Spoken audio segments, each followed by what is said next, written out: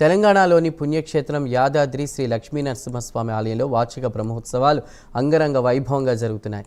ఈ సందర్భంగా స్వామివారిని దర్శించుకునేందుకు భక్తులు అధిక సంఖ్యలో పాల్గొన్నారు. ప్రత్యేక పూజలు చేసి మొక్కులు చెల్లించుకున్నారు.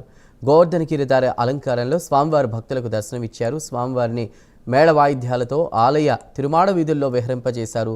వేద పండితులు మంత్రోచ్చారణ చేసి స్వామివారి చరిత్రను భక్తులకు వివరించారు. శ్రీ యాదగిరి లక్ష్మీ నృసింహ పరబ్రహ్మణే నమః.